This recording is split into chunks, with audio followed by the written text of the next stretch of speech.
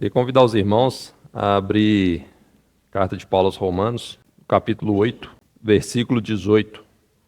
O objetivo é falar com os irmãos um pouco sobre como que uma certeza do futuro pode nos influenciar no presente.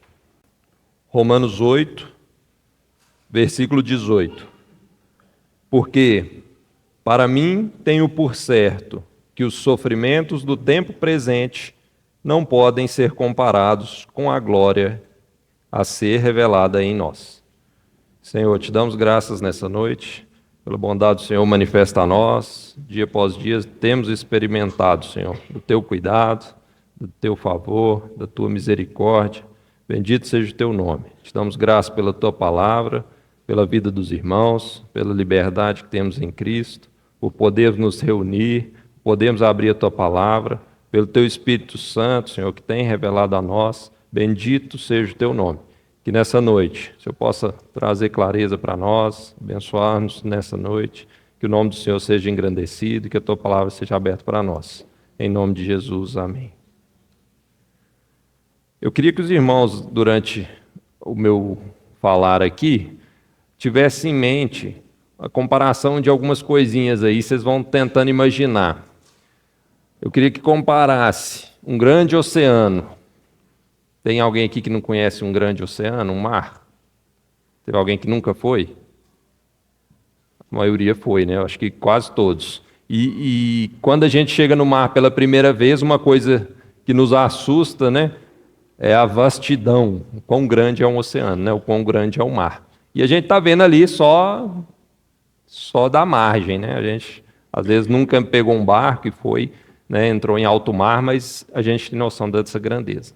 E eu queria que vocês imaginassem uma gotinha de água. Eu também gostaria de que vocês imaginassem um grande incêndio numa floresta. Aqui provavelmente poucos já devem ter visto isso, a grandeza que é com que as chamas avançam, se alastram. Às vezes próximo da cidade, em algum lote, você consegue perceber, né, quando alguma coisa entra em chama mesmo. E aquela fagulhinha que às vezes da churrasqueira, quando cai um sal grosso assim, dá aquela fagulhazinha. Então eu queria que vocês tivessem isso em mente para a gente poder seguir aqui no nosso pensamento.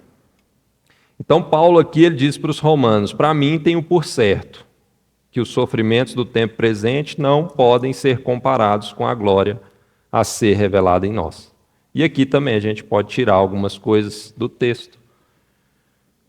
A palavra do Senhor traz, né, ao longo de todos os escritos, essa questão da certeza. Para mim, tenho por certo, né, a questão da fé.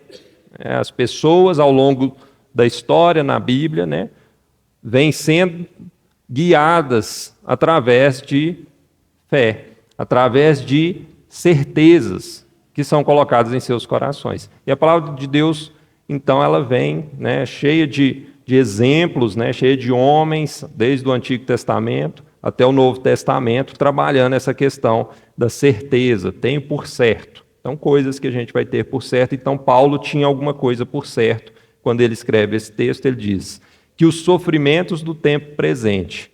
Ele não fala que se aparecerem os sofrimentos, não, ele afirma que haveriam sofrimentos no tempo presente. E ele também compara, ele é capaz de fazer uma comparação. Eu sei que tem sofrimentos no tempo presente, eu os conheço de alguma maneira, em alguma escala, e eu sei também que eles não podem ser comparados com a glória que há de ser revelada em nós. Então, essa glória que há de ser revelada em nós também é uma certeza para Paulo quando ele afirma essa expressão aqui nesse versículo. Eu só posso comparar dois pratos de comida se eu os conheço, né? Eu não posso comparar churrasco com jiló se eu nunca comi jiló. Mas Paulo aqui, então ele fala sobre um sofrimento, sofrimentos do tempo presente, que é algo real, ele tem por certo que eles existem. Ele tem por certo que também há de ser revelado em nós uma glória. Paulo, então, fala sobre a comparação das duas, ele fala sobre tempos diferentes e ele fala sobre certeza. Nós vamos passar por sofrimentos, isso é um fato, que Paulo tem por certo. Alguns de nós podemos ainda não ter isso por certo, mas Paulo já tinha por certo. Às vezes nós imaginamos um mundo onde o sofrimento não vai acabar, ou vai acabar e nós não precisaríamos passar por sofrimentos. Ou nós imaginamos que nossos filhos não passarão pelos sofrimentos pelos quais passamos. Todo pai quer que o filho não sofra nada, né? Mas os sofrimentos haverão. E eles, segundo Paulo, existe uma análise ele faz uma relação entre esses sofrimentos e a glória a ser revelada em nós. Ele faz uma análise entre o presente e o futuro, algo que vai ser revelado ainda no futuro. E tudo isso vem porque Paulo foi no futuro, voltou no presente, ou Paulo teve uma clareza espiritual. Ele viu algo, ele teve seus olhos abertos, ele creu em alguma coisa que o foi revelado. E estar certo de algo é um convite que o Senhor nos faz. Em toda a sua palavra, nós somos chamados a crer em algo. E a partir dessa fé em alguma coisa, a gente vai ter um desdobramento disso. E é nessa noite, é sobre isso que nós vamos falar. Então nós caminhamos pela fé, é pelo que nós cremos, né? É a certeza de algo que nós não vimos. Esse é um chamado do povo de Deus, andar por fé. Desde o pai da fé, Abraão, foi chamado para sair de algo que era concreto e ir para algo que o Senhor ainda ia revelar para ele. E assim ele foi fiel. E tivemos vários outros homens que caminharam por fé. Noé, né, sem nenhum sinal de chuva, ele preparou uma arca.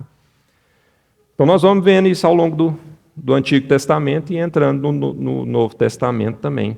Então nós somos chamados para caminharmos de acordo com uma luz que não é a luz da ciência, não é a luz das comprovações, dos experimentos. Nós provamos e experimentalmente comprovado e a partir daí nós chegamos na conclusão, não.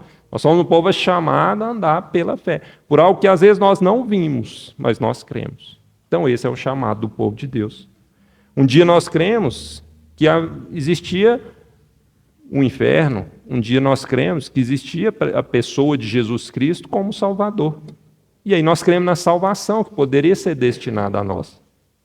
Então nós um dia tivemos por certo que para nós havia Jesus, que para nós em Jesus havia salvação. E aí nós fomos caminhando. Nós cremos no perdão de nossos pecados, nós cremos na paz com Deus, nós cremos na liberdade que nós temos em Cristo Jesus. Nós cremos na vida eterna. Nós temos por certo que há o Espírito Santo e que ele habita em nós e que ele gera em nós o fruto do Espírito e que há em nós a santificação da nossa alma e que haverá de ocorrer a glorificação do nosso corpo. Nós cremos e experimentamos que existe um rio de águas vivas que flui do nosso interior. Todos nós provavelmente já experimentamos em algum momento de aflição, algo como que dentro de nós fluindo, né? E isso vem de onde? Isso é comprovado por quê? Como que a ciência explicaria isso? Existe uma sede que o povo do mundo, eu, glória a Deus, tive o privilégio de nascer num lar cristão, mas muitos daqueles que viveram no mundo por um tempo e depois se converteram ao Senhor falam sobre um vazio que havia dentro, que nada poderia preencher, uma sede que não poderia ser saciada. Nós não. Nós cremos em Cristo e nós tivemos essa sede saciada de uma vez por todas. Nós vemos e cremos que em Cristo nós podemos amar os nossos irmãos. Nós cremos numa vida que pode vencer o pecado. Nós temos por certo muitas coisas. E assim nós vamos caminhando, essa é a nossa carreira. Crendo, experimentando, cada vez mais certos de muitas coisas, avançando na nossa carreira cristã. E Paulo, ele estava certo de algo fundamental, que o Espírito Santo o conduz a deixar registrado aqui em Romanos. Ele crê que as coisas não vão se encerrar aqui, ele não para no sofrimento que há aqui, no sofrimento do tempo presente. Paulo, ele crê aqui que haverá algo depois disso, do tempo presente. E ele crê nisso a partir de uma crença que creio que todos os irmãos têm, mas é que Cristo ressuscitou. Esse é o marco fundamental da nossa fé. Cristo ressuscitou. Em 1 Coríntios 15, se os irmãos quiserem abrir, senão eu vou ler aqui rapidamente, no 1 Coríntios 15, no versículo 13. E se não há ressurreição dos mortos, de mortos, então Cristo não ressuscitou.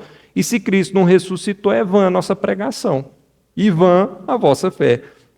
E somos tidos por falsas testemunhas de Deus, porque temos asseverado contra Deus que ele ressuscitou a Cristo, ao qual ele não ressuscitou, se é certo que os mortos não ressuscitam.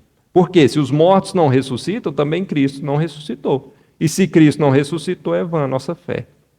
E ainda permaneceis nos vossos pecados. E ainda mais, os que dormem em Cristo pereceram. Se a nossa esperança em Cristo se limita apenas a essa vida, somos os mais infelizes de todos os homens.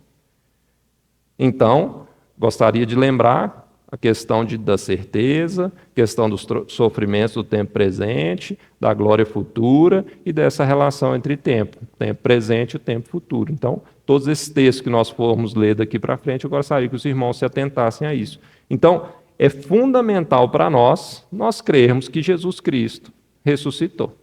E que, se ele ressuscitou, vencendo a morte não significa um fim para todos nós que estamos em Cristo. Então, aqui nós não temos espaço para dúvida, né? Às vezes, nós temos dúvidas de muitas coisas. É muito comum hoje, nessa geração atual, crianças, jovens, adolescentes com dúvidas. Chega no terceiro ano, na metade do ano, e aí, o que você quer ser quando você formar?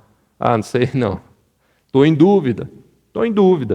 A dúvida reina no meio de uma geração cheia de informações. Muitas informações, porém poucas certezas. E aqui o Senhor nos chama a termos certeza de algumas coisas. Então, se Cristo ressuscitou, se nós padecemos com Cristo, se nós fomos inseridos em Cristo na sua morte, também assim seremos na sua ressurreição. Então, esse fundamento não pode gerar dúvida no nosso coração. Cristo ressurgiu. Então, nós podemos falar, eu estou bem certo que Cristo ressuscitou dentre os mortos. Podemos afirmar? Isso é importante para nós, irmãos. Nós podemos também afirmar que para mim, estou bem certo que se Cristo ressurgiu, um dia todos aqueles que estão em Cristo vão de ressuscitar também. Isso é algo muito importante para nós. Na nossa carreira, pela misericórdia e a graça de Deus, nós podemos acumular essas certezas. E aí nós vamos avançando pela fé. Degraus que vão sendo subidos. E esses degraus vão nos permitindo acessar as consequências dessas certezas. Pela fé alcançamos, pela fé caminhamos, pela fé fizemos, pela fé nós podemos acessar uma vida que vence. Uma vida que aprende a esperar pela fé. Uma vida que aprende a confiar pela fé. Uma vida que não depende das circunstâncias. Ela depende de algo que pode muitas vezes não ser visto, mas uma fé que é dada pelo próprio Senhor. Em 2 Coríntios, os irmãos, se estiver em 1 Coríntios, pode ir para 2 Coríntios, capítulo 4. Também um panorama sobre esses 4 aspectos. Sobre fé, sofrimentos, uma glória futura, um tempo presente e um tempo futuro.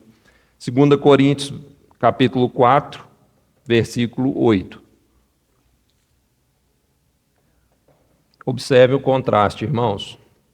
Em tudo somos atribulados, porém não angustiados. Perplexos, porém não desanimados. Perseguidos, porém não desamparados. Abatidos, porém não destruídos. Levando sempre no corpo o morrer de Jesus, para que também a sua vida se manifeste em nosso corpo. Porque nós que vivemos somos sempre entregues à morte por causa de Jesus, para que também a vida de Jesus se manifeste em nossa carne mortal. De modo que em nós opera a morte, mas em vós a vida. Tendo, porém, o mesmo espírito da fé, como está escrito, eu criei, por isso é que falei. Também nós cremos, por isso também falamos. sabemos que aquele que ressuscitou o Senhor Jesus também nos ressuscitará com Jesus e nos apresentará convosco. Porque todas as coisas existem por amor de vós, para que a graça, multiplicando, se torne abundante as ações de graças por meio de muitos, para a glória de Deus. Por isso, não desanimamos. Pelo contrário, mesmo que o nosso homem exterior se corrompa, contudo, o nosso homem interior se renova de dia em dia. Porque a nossa leve e momentânea tribulação produz para nós eterno peso de glória, acima de toda comparação, não atentando nós nas coisas que se veem, mas nas que não se veem, que se não veem, porque as que se veem são temporais e as que se não veem são eternas. Glória a Deus, irmãos. Que panorama, que contraste, né? Paulo aqui novamente, agora aos Coríntios, fazendo essa contraposição entre o que nós sofremos, às vezes, no corpo e o que nós conseguimos perceber, receber do Senhor no nosso espírito. O que há de acontecer aqui conosco nessa terra e o que nós havemos de experimentar e o que nós aguardamos na vida futura. Então, ele diz, porque a nossa leve e momentânea tribulação produz para nós eterno peso de glória, acima de toda comparação. Então, existe a comparação, coisas que podem ser comparadas, e aqui eu gostaria que vocês lembrassem da nossa gotinha de água diante do oceano. Queria que lembrasse da fagulhinha de fogo diante de toda uma floresta em chamas. Acima de toda comparação. Aqui, Paulo, ele vai trabalhar esse contraste tão grande, mas que para nós, às vezes, a fagulhinha de fogo nos queima e isso é motivo de grande tribulação, de grande tormenta. Mas se nós pudéssemos contemplar nessa mesma balança as duas coisas, o presente, a leve e momentânea tribulação e a glória que há de ser revelada em nós, como é que seria a nossa resposta diante das dificuldades do dia a dia? Então, irmãos, nós precisamos buscar o Senhor para que essa clareza, de fato, se torne real para nós. Essa certeza, e nós passemos a viver de acordo com essa certeza. Porque muitas vezes nós cremos em algo, aquilo se torna muito real para nós, aquilo modifica a nossa maneira de viver, e às vezes com o passar do tempo, com o passar da carreira, às vezes nós perdemos aquela certeza, aquela convicção e o impacto disso no nosso dia a dia, nas nossas ações cotidianas. Nós precisamos do Senhor, abrindo os nossos olhos, né, para que essa certeza, de fato, possam transformar o nosso dia a dia. E aqui, então, Paulo, ele vai seguindo na afirmação, e ele fala que há de ser revelada uma glória. E aí, ele tem certeza dessa glória, ele também tem certeza das tribulações, e aí ele é capaz de comparar. Ou melhor, quando ele vai tentar comparar, ele conclui que não tem como comparar. Não tem como pesar com a mesma unidade de medida. Às vezes a gente vai medir, o pessoal que é acostumado com coisinha pequena, tem uma unidade de medida, é um paquímetro, que vai medir coisinhas muito miudinhas. E também tem o pessoal que vai, às vezes, da topografia, vai fazer medida de milhares de quilômetros. Não existe comparação, assim como a gota diante do oceano. E Paulo tem isso muito claro quando ele enfrenta qualquer tribulação. Ele consegue ali ver que aquilo é uma gota diante de um oceano que o aguarda. E isso é fundamental para nós. Ninguém aqui sai para fazer uma viagem, o Samuel foi uma viagem longa, né? Confortável lá no avião, Samuel? É médio, né? Então, falar assim, você está disposto a sofrer durante 12 horas? Ficar sentado, espremido, apertado? Muito provavelmente Samuel pensou muito pouco nisso na ida. Às vezes, nos últimos dias da estadia dele, ele pensou nisso para a volta, mas na ida, isso foi algo muito irrisório, ao ponto de o desanimar diante do que o aguardava lá. Então, A expectativa de chegar ao seu destino o fez considerar irrisório todo o transtorno, o gasto, o fato de ficar longe das suas responsabilidades aqui, deixou seus 2 garotinhos aqui, né? Então, assim, isso foi colocado como uma gota diante de um oceano. Mas nós temos tamanha diferença, né? Então, quanto maior essa diferença, está entre os nossos sofrimentos possíveis aqui, e eu estou falando nossos restringindo muito, porque aqui Paulo não fala dos nossos, do meu, do seu, e às vezes a gente quer ler isso com os olhos para nós, né? Uns olhos egoístas. Então, todo o meu sofrimento diante da glória que há de ser revelada em mim. E aqui Paulo está sendo muito mais abrangente. Mas Paulo aí ele não deve estar falando assim, essa comparação dele assim, não deve ser todo o sofrimento do tempo presente, as coisas mais brandas, né? Às vezes a gente pensa assim. Mas não. Paulo aqui, ele já conhece alguma coisa sobre sofrimento.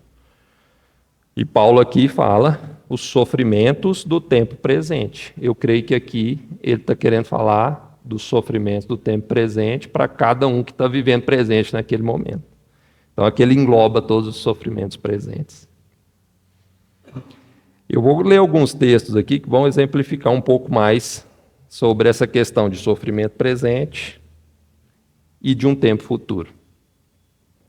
Tiago, ele fala para nós, capítulo 1, versículo 2, meus irmãos, tende por motivo de toda alegria o passardes por várias provações, sabendo que a provação da vossa fé, uma vez confirmada, produz perseverança.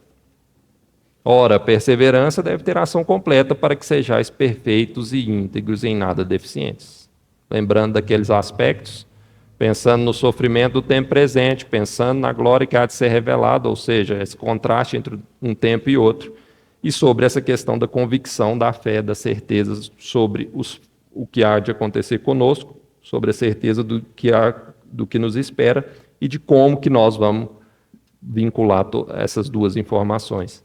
Então, Tiago também tinha essa clareza, porque ele diz, é para você ter como motivo de grande, toda alegria, o passardes por várias provações. Então, ele está falando sobre a provação do tempo presente. E ele diz, sabendo que a provação da vossa fé, uma vez confirmada, produz perseverança, para que sejais perfeitos e íntegros e nada deficiente. Em Romanos, Paulo, no capítulo 5, diz, justificados, pois, mediante a fé, temos paz com Deus por meio de nosso Senhor Jesus Cristo, por intermédio de quem obtivemos igualmente acesso pela fé a essa graça, na qual estamos firmes e gloriamo-nos na esperança da glória de Deus. E não somente isso, mas também nos gloriamos nas próprias tribulações. Nos gloriamos, então, na esperança da glória de Deus. E não somente isso, mas também nos gloriamos, inclusive, nas próprias tribulações, sabendo que a tribulação produz perseverança, e a perseverança, experiência, e a experiência, esperança. Ora, a esperança não confunde, porque o amor de Deus é derramado em nosso coração pelo Espírito Santo que nos foi otorgado. Então, nós podemos obter do Espírito Santo de Deus a aprovação, e essa aprovação gerar em nós, no final, a esperança. Passando pela perseverança, pela experiência. Se você vê se uma criança for diante de uma plantação, uma lavoura de agricultura, ela vai ver aquele monte de saquinho com milho todo coloridinho, vai falar, que abundância. Aí, de repente, o agricultor prepara o terreno, prepara o solo, e pega esse milho que já está colhido, já está separado, já está selecionado, pega e enterra na terra. Mas não pode, né? Vai perder algo. Será que nós estamos dispostos a perder algo? Abrir mão de algo? E o grão de trigo caindo na terra, se não morrer, permanece ele só. Esse é um chamado que nós temos. Às vezes, agir pela fé. Mas o agricultor experiente, ele já tem experiência. Ele já tem esperança. É algo terreno, sim, mas pode ser aplicado para nós. Nas coisas espirituais, uma vez que a nossa fé vai sendo provada, nós vamos crendo, experimentando, confiando, descansando no Senhor. Na próxima situação semelhante, somos chamados a ser perseverantes. Nós olhamos para o irmão diz, irmão, persevera. O irmão já passou por aquela situação mais de uma vez. O irmão já tem experiência. O irmão já tem esperança. Vamos crer, vamos aguardar, vamos esperar. Então, irmãos, nós somos chamados a não fugir das provações, mas sim entendê-las como uma forma do Senhor nos conduzir para que sejamos perfeitos e íntegros, em nada deficientes. Hebreus, o escritor dos Hebreus também nos diz, capítulo 10, versículo 32. Lembrai-vos, porém, dos dias anteriores, em que, depois de iluminados, sustentastes grande luta e sofrimentos, ora expostos como em espetáculo, tanto de opróbrio quanto de tribulações, ora tornando-vos co-participantes com aqueles que deste modo foram tratados. Porque não somente vos compadecestes dos encarcerados, como também aceitastes com alegria o espólio dos vossos bens, tendo ciência de possuirdes vós mesmos patrimônio superior e durável. Não abandoneis, portanto, a vossa confiança, ela tem grande galardão. Com efeito, tendes necessidade de perseverança, para que, havendo feito a vontade de Deus, alcanceis a promessa. Porque ainda dentro de pouco tempo aquele que vem virá e não tardará. Todavia o meu justo viverá pela fé. Se retroceder, nele não se compraz a minha alma. Nós, porém, não somos dos que retrocedem para a perdição, somos, entretanto, da fé para a conservação da alma. Mais um texto, nos chamando a atenção. Então, a palavra de Deus está recheada desses aspectos. Crermos em algo, termos a clareza disso, recebermos isso do Espírito Santo, não pela força, mas o Senhor vem trazendo revelação a nós. E uma vez que cremos, nós entendemos. O Senhor, com seus discípulos, Ele nunca os deixou enganados com relação à carreira que estava proposta. Quer ser meu discípulo? Tome a sua cruz. Esteja disposto a perder a sua vida para que você possa ganhá-la.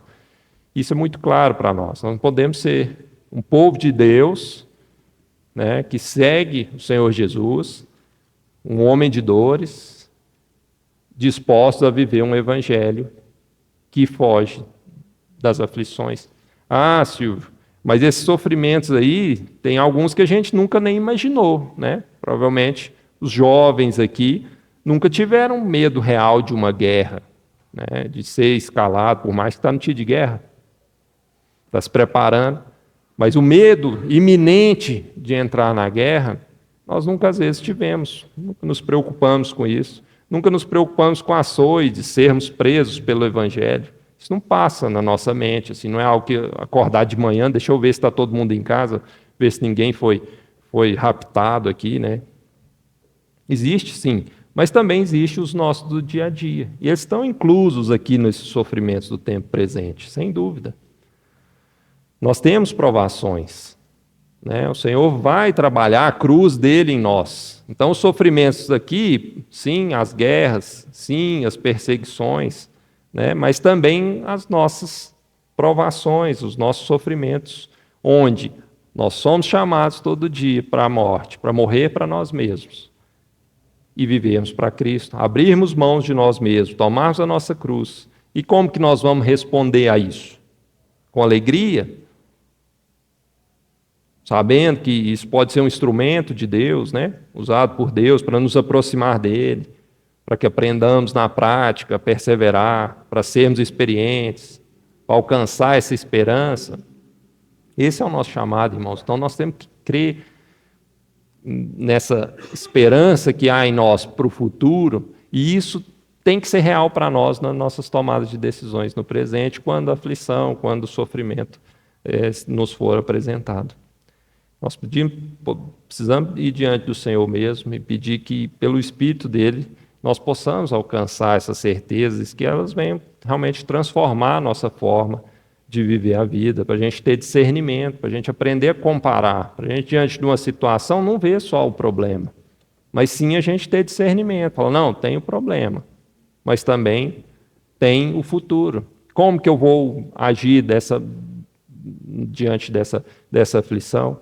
Nós precisamos aprender a aguardar, porque só nós vamos alcançar, muitas vezes, esse regozijo, essa paz, essa glória, às vezes é só no fim da vida. Então, irmãos, nós somos um povo chamado a aguentar o sofrimento. Perseverar significa fazer uma coisa que você não está disposto a fazer, naturalmente falando. Então, perseverar, não precisa de perseverar em se alimentar todos os dias, a não ser que você tenha um problema de saúde. Aí você chega diante de uma pessoa que está adoentada, com problema gástrico, que está com dificuldade de alimentar, aí você fala, não, tem que perseverar. Agora, você chega num menino desse aí, jogador de bola, chega com um prato de carne para ele, fala, não, meu filho, persevera, come uma carninha, não precisa. Então, nós somos chamados a perseverar.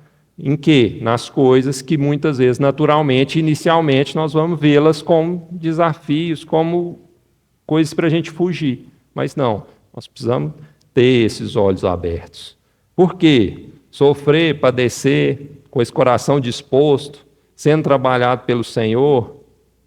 Vamos ler lá em Isaías 53, uma descrição do Senhor diante desses aspectos que nós estamos considerando. E eu queria que os irmãos observassem, então, na descrição de Isaías 53.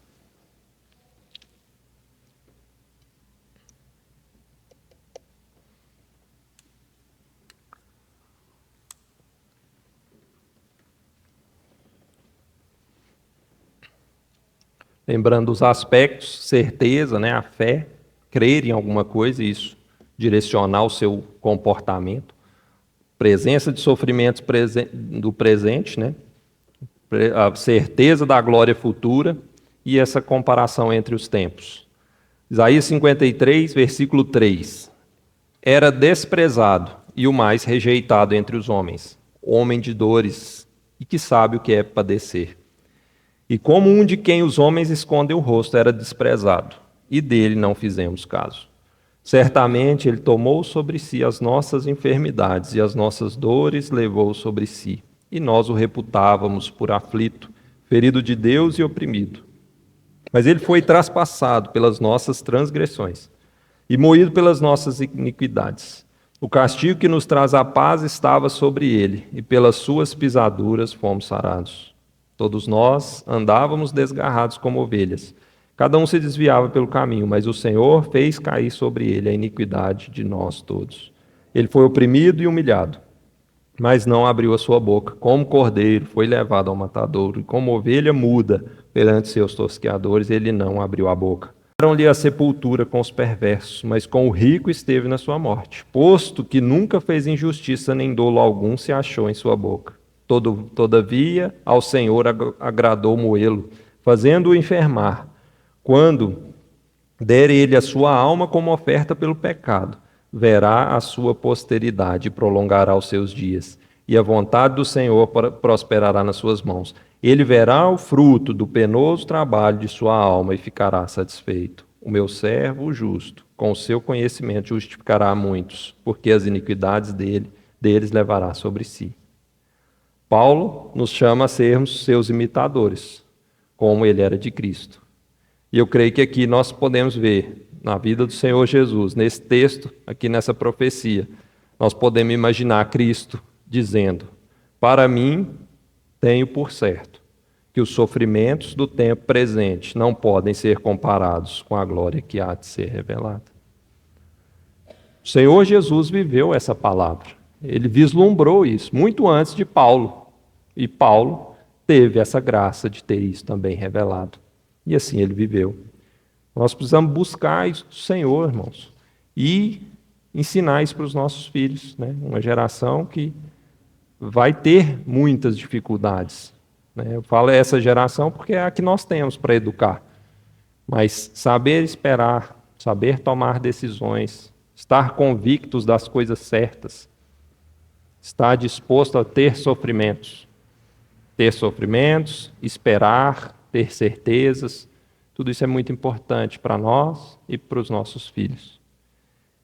E para finalizar, eu vou perguntar: que glória é essa? Nós falando dos sofrimentos, falando das comparações, mas que glória? Que glória é essa que Paulo viu? Um corpo glorificado? Corpo glorificado, né? Uma glória que há de ser revelada. Um corpo imortal, não vamos morrer mais. Incorruptível, não vamos envelhecer mais.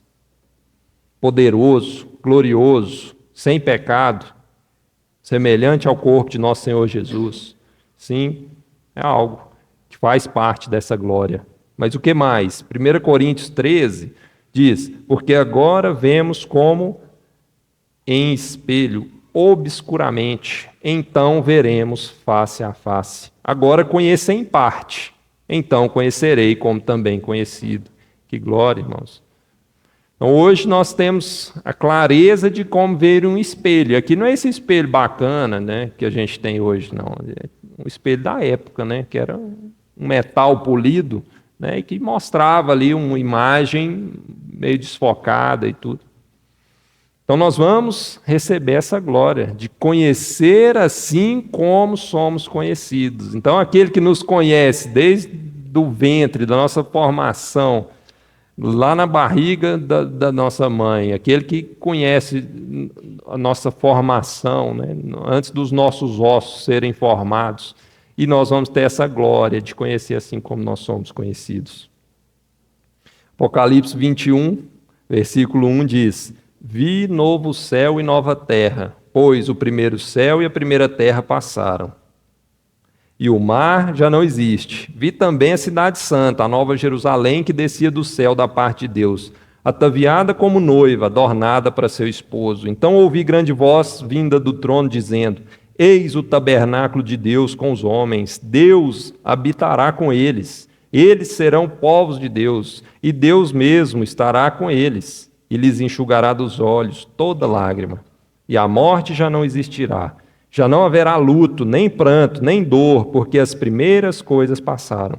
E aquele que está sentado no trono disse: eis que faço novas todas as coisas. E acrescentou: escreve, porque essas palavras são fiéis e verdadeiras.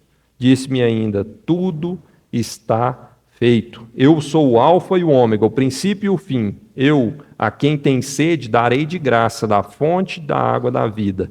O vencedor herdará essas coisas, e eu lhe serei Deus, e ele me será filho. Quanto, porém, aos covardes, aos incrédulos, aos abomináveis, aos assassinos, aos impuros, aos feiticeiros, aos idólatras e a todos os mentirosos, a parte que lhes cabe será o lago que arde com fogo e enxofre, a saber, a segunda morte. Apocalipse 22 diz: então me mostrou o rio da água da vida, 22:1, brilhante como cristal, que sai do trono de Deus e do Cordeiro. No meio da sua praça, de uma e outra margem do rio, está a árvore da vida, que produz 12 frutos, dando o seu fruto de mês em mês, e as folhas da árvore são para a cura dos povos. Nunca mais haverá qualquer maldição. Nela estará o trono de Deus e do Cordeiro. Seus servos o servirão, contemplarão a sua face, e na sua fronte está o nome dele. Então já não haverá noite, nem precisam eles de luz de candeia, nem a luz do sol, porque o Senhor Deus brilhará sobre eles, e reinarão pelos séculos dos séculos. Disse-me ainda: essas palavras são fiéis e verdadeiras. O Senhor, o Deus dos espíritos dos profetas, enviou o seu anjo para mostrar a seus servos as coisas que em breve devem acontecer. Eis que venho sem demora. Bem-aventurado aquele que guarda as palavras da profecia desse livro. Versículo 12: e eis que venho sem demora, e comigo está o galardão que tenho para retribuir a cada um segundo as suas obras. Eu sou o alfa e o ômega, o primeiro e o último, o princípio e o fim. Bem-aventurados aqueles que lavam as suas vestiduras no sangue do Cordeiro, para que lhes assista o direito à árvore da vida e entrem na cidade pelas portas. Muitos aspectos da glória que há de ser revelada, muitas coisas que nos aguardam. Mas se está muito longe de nós, impacta muito pouco no hoje, no tempo presente, nas tribulações de hoje. Mas que glória é essa, irmãos? Nossa mente é muito limitada, né? Incapaz de imaginar essa glória.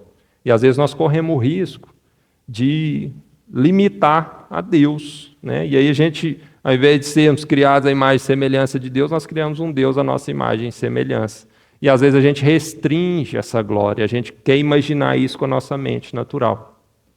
Mas nós precisamos da revelação realmente do Senhor, da clareza, do testificar do Espírito Santo, para que a gente possa crer nessa glória que há de ser revelada e dimensionar isso, que isso esteja claro para nós, o tamanho da grandeza dessa glória que há de ser revelada. E aí nós vamos poder experimentar um consolo, a capacitação para enfrentar as provações, as aflições, as guerras, os sofrimentos e as mortes que ainda nós vamos enfrentar aqui nesse tempo presente. Uma vez vislumbrado, a glória que há de ser revelada, uma vez com os nossos olhos abertos, o próprio Senhor pode nos consolar, né, diante dos sofrimentos que nós vamos enfrentar por aqui. E aí eu vou terminar com um comentário de Lutero sobre esse versículo, e eu queria que os irmãos tivesse a lembrança de tudo aquilo que nós falamos sobre essa questão da certeza, dos sofrimentos, da glória, da comparação do tempo e também da fagulhinha do fogo e da gotinha aí do oceano, porque essa comparação vem aqui desse texto de Lutero. Ele diz, falando sobre Paulo, eis que agora ele começa a consolar os cristãos em sua tão grande aflição. E fala como quem tem experiência e está seguro do que diz. E o faz como se contemplasse esse nosso mundo com os olhos baços e através de um vidro pintado, porém, vendo o mundo de além com os olhos bem abertos. Vede como ele volta as costas para esse mundo e volve a face à revelação futura, como se em parte alguma da terra houvesse infelicidade ou lamento, porém somente a mais genuína alegria. Faz da totalidade do sofrimento do mundo uma gotícula ou uma fagulhazinha, porém da glória do além que devemos esperar, faz um mar infinito, uma enorme fogueira. Senhor, nós rogamos ao Senhor pela Tua infinita bondade, que o Senhor possa abrir os nossos olhos para essa glória que há de ser revelada em nós. Que isso possa, Senhor, impactar diretamente a forma como nós passamos pelos sofrimentos que estão preparados para nós aqui nessa terra, Senhor. Em nome de Jesus, que sejamos um povo diferente, sejamos um povo que caminha pela fé. Abre os nossos olhos, Senhor, para contemplar essas realidades espirituais, para contemplar o nosso futuro em Cristo Jesus. Em nome de Jesus, nós rogamos ao Senhor. Amém.